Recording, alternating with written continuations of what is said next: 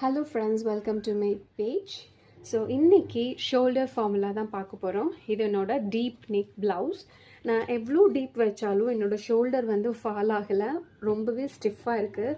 அதுக்கு என்ன காரணம்னு பார்த்துட்டிங்கன்னா, யூஸ்வலாகவே நம்ம கம்மீஸ் பண்ணும்போது இதுதான் நம்மளோட ஃபார்முலாவாக இருக்கும். என்னென்னு பார்த்துட்டிங்கன்னா, ஷோல்டர் டிவைடட் பை 2. ஷோல்டர் என்ன மெஷர்மெண்ட் வருதோ அது டிவைடட் பை 2 பண்ணுவோம், மைனஸ் 1.5 பண்ணிவிடுவோம். பண்ணிவிட்டு இந்த ப்ளஸ் ஹாஃப் எதுக்குன்னா ஷோல்டர் ஜாயின் பண்ணுறதுக்காக.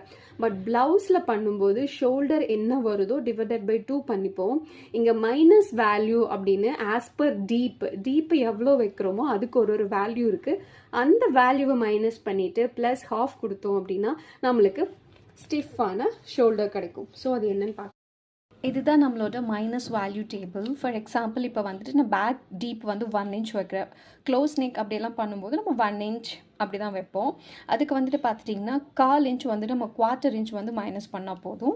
இப்போ நான் வந்து 6 inch வந்து நான் டீப் வைக்கிறேன் அப்படின்னா 1/2 inch வந்து மைனஸ் பண்ணால் போதும். நான் வந்து 10 inch வந்து நான் டீப் கொடுக்குறேன் அப்படின்னா ஒரு 2.5 inch மைனஸ் பண்ணால் போதும். ஸோ இந்த வேல்யூவை யூஸ் பண்ணி நம்மளுக்கு பக்காவான ஷோல்டர் வந்து பண்ணிட முடியும். ஃபார் எக்ஸாம்பிள் இப்போ 15 வந்து ஷோல்டர் இருக்குது அப்படின்னா 15 டிவைடட் பை 2 என்ன வேல்யூ வருதோ அதில் ஆஸ் பர் டீப், இந்த டீப்பில் என்ன வேல்யூ மைனஸ் பண்ணுமோ அந்த வேல்யூ மைனஸ் பண்ணிவிட்டு ப்ளஸ் ஹாஃப் ஷோல்டர் கொடுக்கும்போது பக்காவான ஷோல்டர் வந்து நம்மளுக்கு கிடைக்கும். ஸோ நம்மளோட நெக்ஸ்ட் வீடியோவில் இப்போ நம்ம இங்கே கீழே கொடுத்துருக்க மாற்றிட்டிங்களா அண்டர் பஸ் டாட், இந்த டாட்டோட ஹைட்டு, இந்த ஹைட் வந்து எப்படி பண்ணுறது, ஏன்னா இந்த ஹைட்டு தான் வந்து நம்மளோட கப் சைஸே பர்ஃபெக்டாக கொண்டு வரும். ஸோ அந்த ஹைட்டை எப்படி பண்ணுறது அப்படின்றத என்னோட நெக்ஸ்ட் வீடியோவில் பார்க்கலாம்.